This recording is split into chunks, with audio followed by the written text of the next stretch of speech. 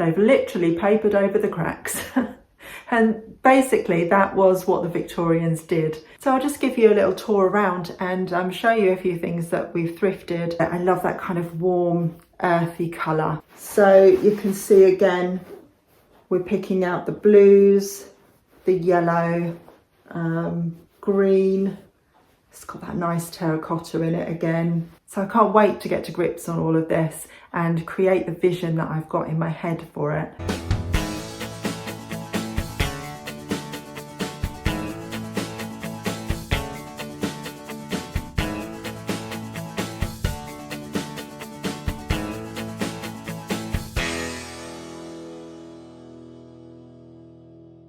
Hello everyone. So we're starting to think about renovations to the house. We're starting to think about what we're going to do with each room. Now, although I'm going to talk to you about the living room today, our very first renovation early next year is going to be the bathroom.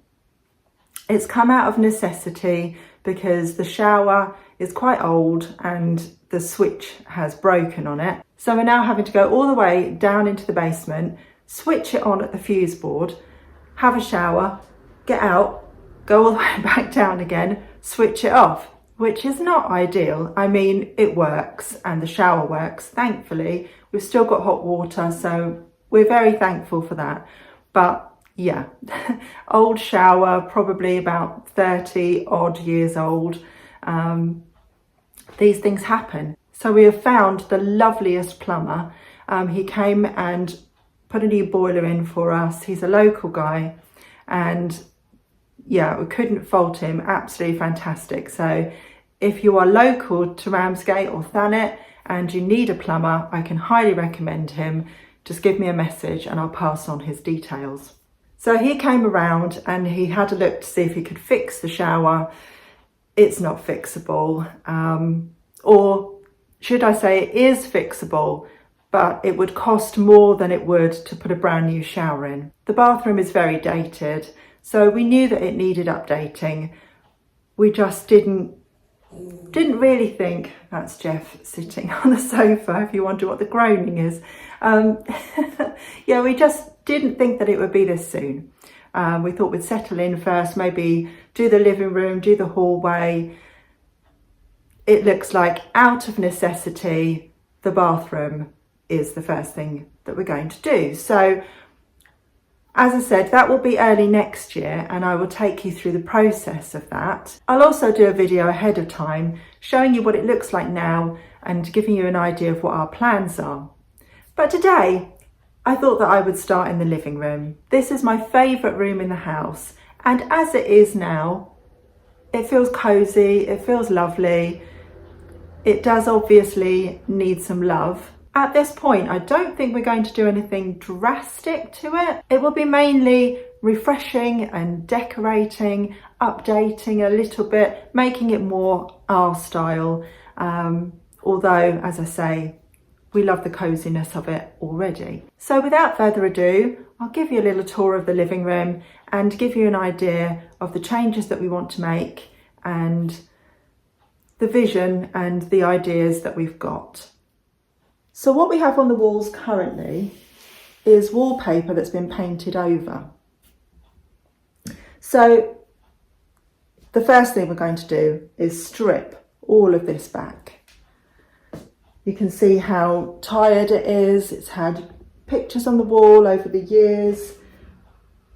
Yeah, it totally needs completely stripping back, and then we'll see what's underneath. Now, the idea has always been to paint it. We didn't think that we would go down the road of wallpapering. However, let me show you.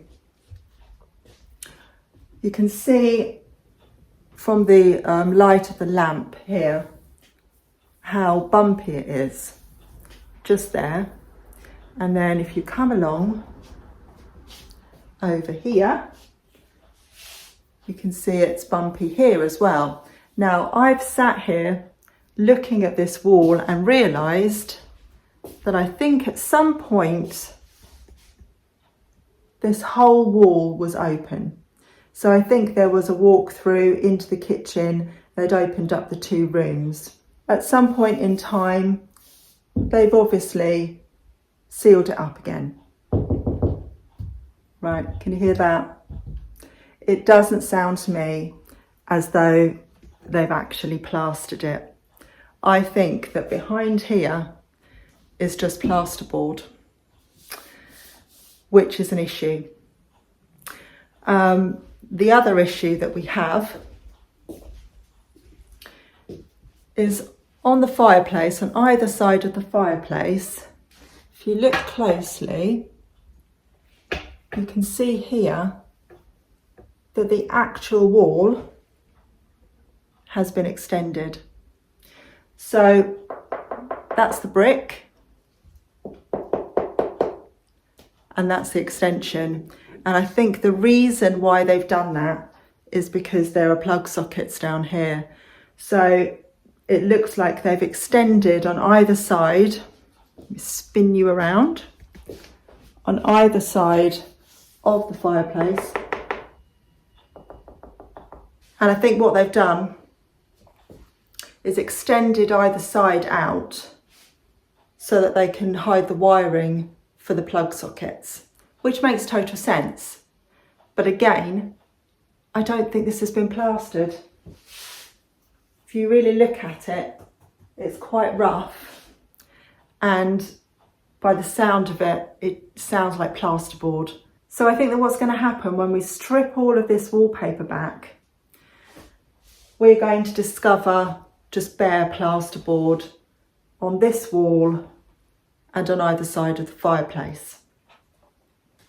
I think that we will also find it in the alcoves up here.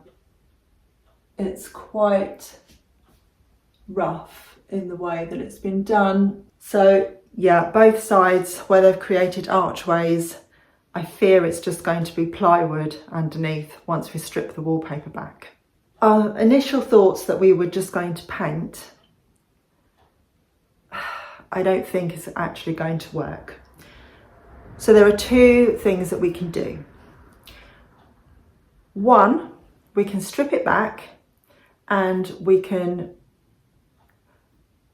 let's say 2.5 things that we can do. One, we can strip it back and we could replaster the walls. I don't think that we're actually going to pay a plasterer to come in and replaster the walls. It's difficult enough to get a plasterer at the best of times.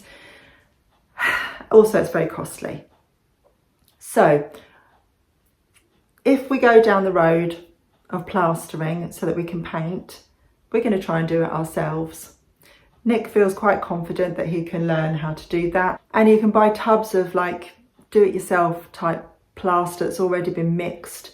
So we're thinking if we go down that route, we'll do it ourselves. If we decide that's too much, we don't want to do that, what we will do instead is wallpaper. It's not ideal, and the reason why is this. My vision for this room is to keep the walls plain, and then inspired by someone that I follow on Instagram, Lucy Hayes, I want to put colour on all of the woodwork. So the panelling in the windows, there's panelling below as well, which you can't see because of the voile curtains. I want to paint that, and I'm thinking blue at this moment. And then we'll paint the door, the surroundings, and also all of the skirting boards in a colour, and then leave the walls neutral. Potentially some kind of white or off-white.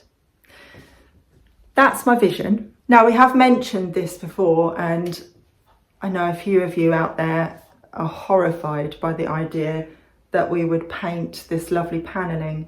Now, let me reassure you, it's not original. Our uncle came to visit and he thought that maybe it was original, but when you really look at it, it just doesn't doesn't look original to me. I think it's been put in to look Victorian, to look original, but I don't think it is. So I'll give you a close-up look of it and you can decide for yourselves. But when you get the close-up look, you will also see how rough it is.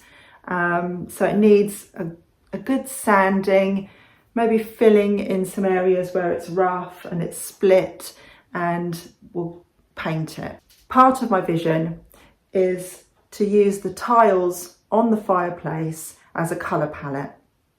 So let me give you a close-up look of the tiles and then you can see kind of what I'm thinking of. So we've got the blue, which I'm thinking of picking out and maybe doing something slightly lighter, more sort of dusky blue on the panelling. There's some lovely green, not sure if we'll use the green. Nick's keen on that. Interestingly, Nick doesn't really like the terracotta. Both Ellen and I love the terracotta colour, and we did get a sample, you know, like a sample on a bit of paper and put it up on this panelling for a while. I do agree with him now that in this light it did actually look darker. So yeah, I don't think we're going to use terracotta because he's not keen on it. Although I love it, I love that kind of warm, earthy colour.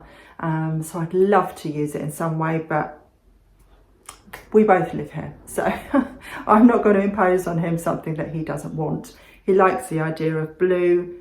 That might change. We'll put up some swatches and we'll decide what looks best in this light.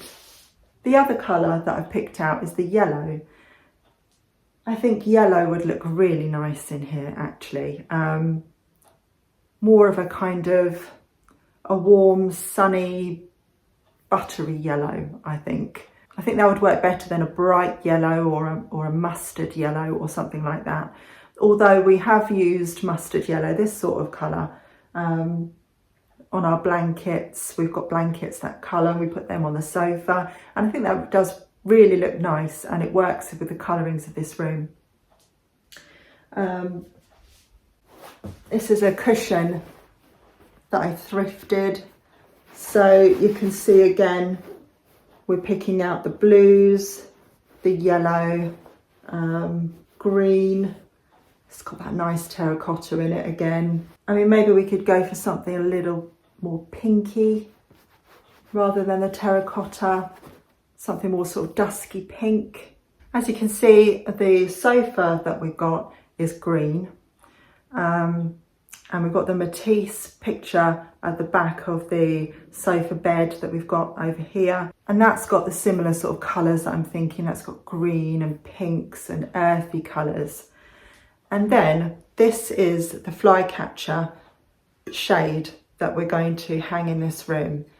And you can see here we've got the blue. This is more the blue I'm thinking of using on the panelling around the window. And we've got some oranges and sort of more earthy reds. Nothing is set in stone yet, but you can see my vision that I'm thinking of picking out colours that will already exist. The blues and greens and pinky orangey tones, and maybe a little bit of yellow in there as well.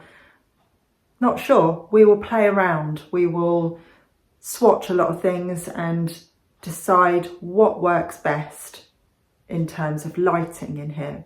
The room itself is the brightest room in the house. I absolutely love it in here. It is totally my favourite room. I tend to work in here, then obviously we spend the evening in here together as a family. It's got such a lovely, warm, calm energy to it. So I can't wait to get to grips on all of this and create the vision that I've got in my head for it. Obviously things always change, and even when you imagine something or you create a vision board, whatever, sometimes it just doesn't work in real life. So you've got to make choices that bring out the best in the room, even if it wasn't what you thought you were going to do initially. So other things to think about. We have a veneer floor down. It's a really good quality veneer floor, and looking at the old paperwork for the house, it looks like it was put down in the 90s. It's quite worn, but we really love it. And I don't really mind that it's got that sort of yellowy, I think it's been stained over the years, because there is a patch in the hallway that's a slightly different colour where there was some furniture. So I think they'd stained it round the furniture. So yeah, I think it's been stained over the years, but I don't mind it because the yellowiness just brings more warmth into the room. So I don't think, as of now, we're going to do anything with the floor. That's down the line. We may change it down the line. When we finally get around to the kitchen, that's got cork tiles down, so we're going to pull all of those up and see what the state of the floor is. That might give us some idea as to whether it's possible to pull this floor up eventually, and to see if we can renovate the original floorboards. That would be the dream, I think. But for now, we'll stick with what we've got. It's hard wearing. I really like it. It's not too cold on your feet, and I don't mind the warmth of it.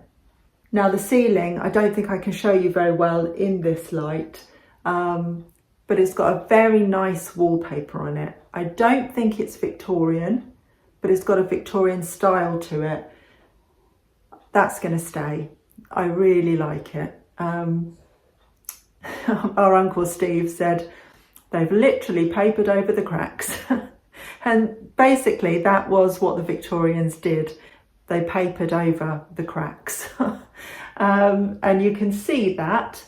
You can see where there are joins in the ceiling. So we're not going to touch that. I love the pattern. We'll keep that for now. It may get a paint and a refresh. But other than that, the wallpaper's staying. The coving is a little bit tired.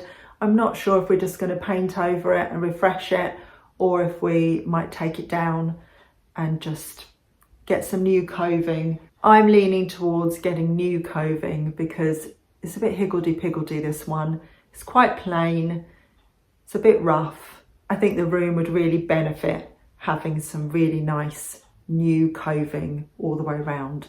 In terms of these alcoves, when we first moved in, I said, if you're not going to shelve your alcoves on either side of the fireplace, then it's wasted space.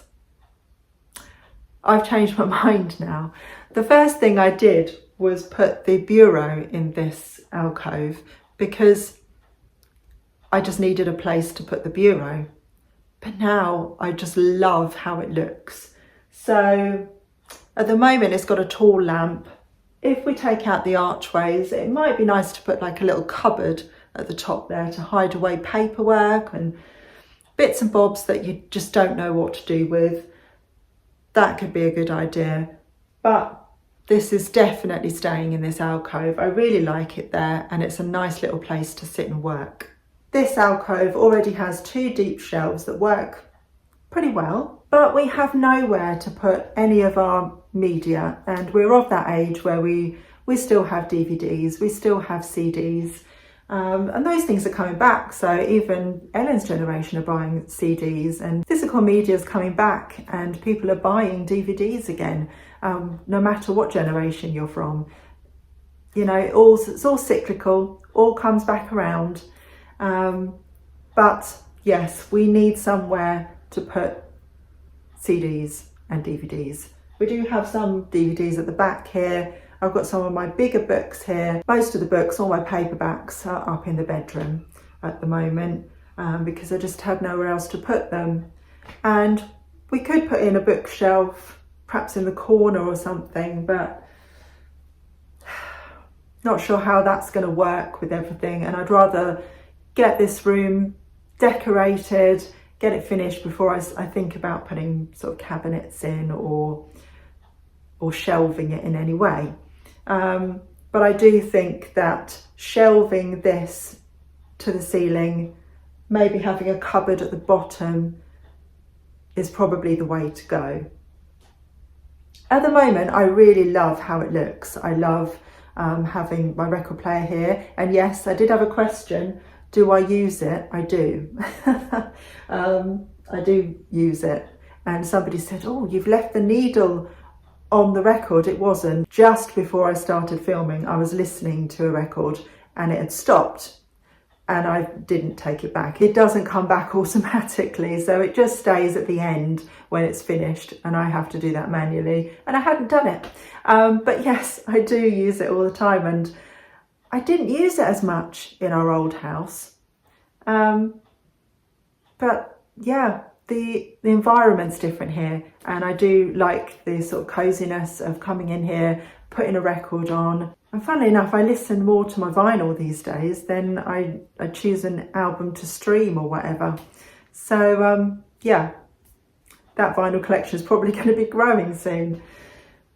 Anyway, back to shelves. It does work for now, but not for the long term. I do like having the clock there, and I really like this whole vignette. I think this just looks really nice with the plants and the vinyl and the books. I like that for now, but once we've decorated, I think we're going to put shelves in so that it's just more practical, isn't it? A nice cupboard that we can hide away board games and stuff that you just don't want on display all the time. And yeah, then we can actually have somewhere to put our media. When we first moved in, there were two nails in the wall here, and I just put the mirror and a picture on there, and that's where they've stayed. It's not intentional placing of artwork or a mirror in the slightest. It's just, I didn't know where to put it, so I put it on the wall. Another thing that I put on the wall that horrified Ellen, because she thinks it's scary, but there was just another nail in the wall, and somebody asked me, let me show you, somebody asked me if this wall plaque, where is she? There she is. If this wall plaque was for sale. I did take it to a flea market once, and I have full intentions of selling it eventually. So I'd taken it out the flea market box, and I took some photos of it, sent it to the person, and they didn't ever get back to me. So I didn't know what to do with it. So I just put it on a nail on the wall, and that's where it is for now. As you can see, we have a lot of artwork, all piled up down here. The majority of it is thrifted. Some more bits down here as well, and this lovely David Hockney, which is thrifted. It's a poster of the exhibition. So again, I popped that there just because it looked nice. But eventually, and before Christmas, the TV is going up here. Now, it's like Marmite, isn't it? Some people don't like having a TV above the fireplace, but in terms of the flow of the room, I think it's the best place for it, to be honest. Currently, it is here in the window, and that is not ideal. It's just sitting on a coffee table currently. You're currently sitting on a coffee table that I bought to sell, but the woodwork needs a little bit of attention. So it's found its way in here. I bought some nice sort of furniture balm that I'm going to use on it. So I'm waiting for that to arrive, then I'm going to give it a light sand and use some furniture balm just to give it a brighten, yeah, just to sort of revive the woodwork on it a bit. And then that's heading down to the booth to sell. Although we all really love it, but can't keep everything. Already have a coffee table, so once the TV's on the wall, we'll have a coffee table we can use again. Yeah, so before Christmas, because you know what I'm going to say now, the Christmas tree has to go in the window. I mean, it would be criminal to have a bay window in a Victorian house and not use it to put a Christmas tree in, now wouldn't it? In terms of furniture, fixtures and fittings, all that kind of good stuff, we're pretty much sorted for that. We thrift everything as much as we can. I caveat it with as much as we can. So I'll just give you a little tour around and show you a few things that we've thrifted, and that will be ever evolving, ever changing. So we don't rush out and buy brand new furniture. Again, another caveat, the green sofa was in the Dunelm sale and we bought that when we first arrived. And the reason for that is because we left our old sofa for the new owners of our old house. When we arrived, we didn't have anything to sit on at all. We looked in a few charity shops, nothing was floating my boat. So we spent about 2 weeks just sitting on dining room chairs. They weren't very comfortable, I can tell you. And then I found this on the Dunelm website in the sale. Well, I saw it first, I loved the colour of it. It was quite cheap then. And then they put a sale on and it knocked another £100 or so off. So it was less than £300. Absolute bargain. And it works perfectly, we love it. Then the sofa behind you is a sofa bed. We found that in a charity shop in Ramsgate. I hoped it was going to be a double, but when you pull it out, really, it's more of a single. I mean, you could fit 2 people on it and a push, probably 2 kids if we've got family staying. But it's more of a single than anything else. But the sofa itself is lovely. Kind of regretting now getting such a light colour with a dog because it already needs a clean. But there we are. I cover both of our sofas with blankets all the time anyway because Jeff is free to jump on the furniture. We're not that kind of family that don't allow our dog to go on the furniture. We love a cuddle. So he's allowed to sleep on the sofa, and we enjoy it too, to be honest. We enjoy having a little snuggle in the evening with him. So here he is, the little culprit. Just having a snooze. Yeah, so these obviously need sanding back, but we found 2 of these at a yard sale. Usually Nesta tables come in 3s, but they only had 2, and as you can see, needs attention, but we haven't got round to that yet. Other things always take priority. And there's the Dunelm sofa. This is an IKEA stool which I thrifted at a jumble sale. It's 90s because I've been looking at old IKEA catalogues and I saw that in a 1995 one or something like that. I didn't realise that when I first bought it. So yeah, that was a nice surprise actually. So I've got a vintage 90s IKEA stool, and it's been very useful over the years. And then we've got a table here that I did buy to resell. It's got some lovely inlay detail on it, but again it needs attention, so it's just being used right now. I think eventually I will give it the attention it needs, and then it'll probably go to be sold. We've got a nice mid-century standard lamp, again thrifted at a yard sale. The lampshade is IKEA and it was brand new, but I again thrifted that at a yard sale. The clock, again thrifted at a yard sale. The print, not the frame, was bought at an illustration fair. Got a nice West German vase there. Unfortunately, we got it home and realised it was cracked. So, well, I say unfortunately, we've now kept it. So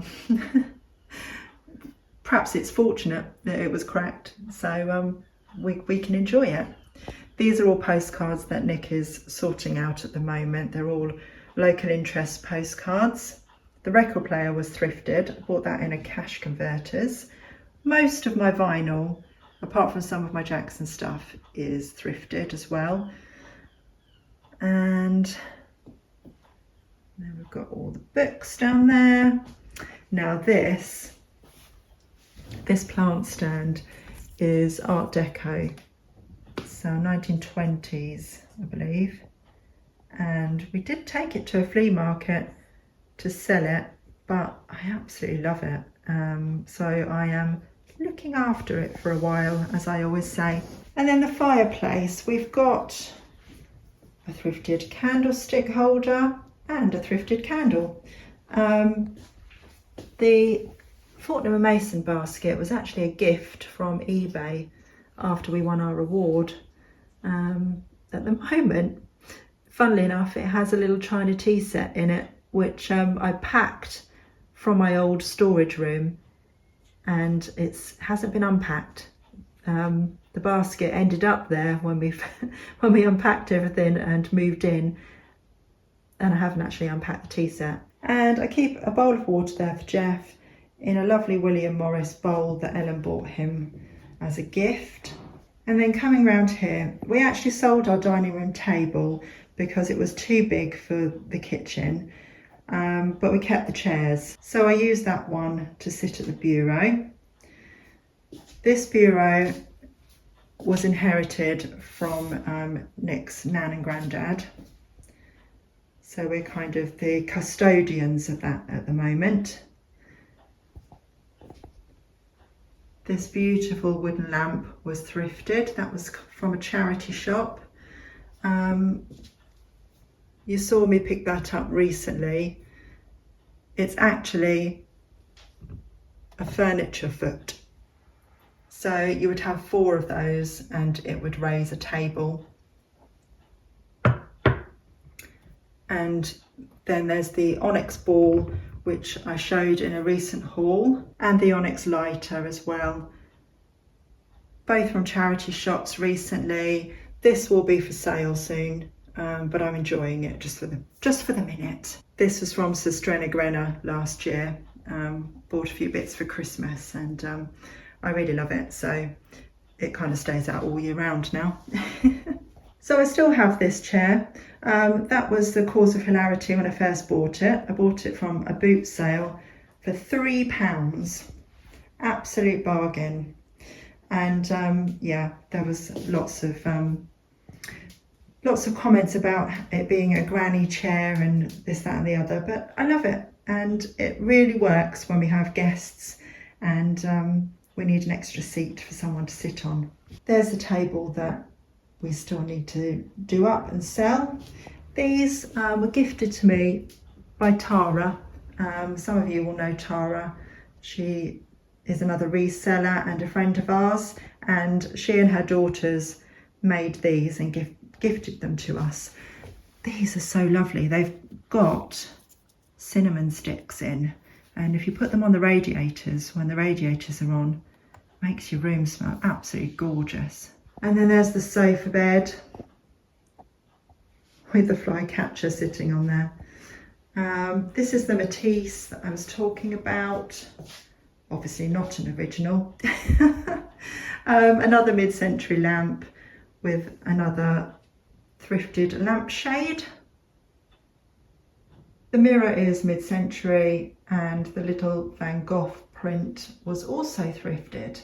A fun fact is that Van Gogh actually worked and lived in Ramsgate for a while. He used to teach English.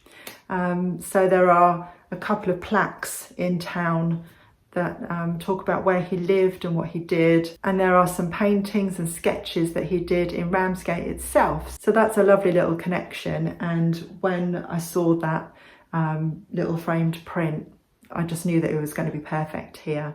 Okay, I think I've waffled on for long enough and it's time to let you all go. But if you did get all the way to the end of this video, thank you so much for being here. Let's pop in a word. Let's pop in onyx today. Yeah, put onyx in the comments below if you got all the way to the end of this video, just to let me know that you did. Also, I would appreciate your comments, your advice. Have you renovated a Victorian house before?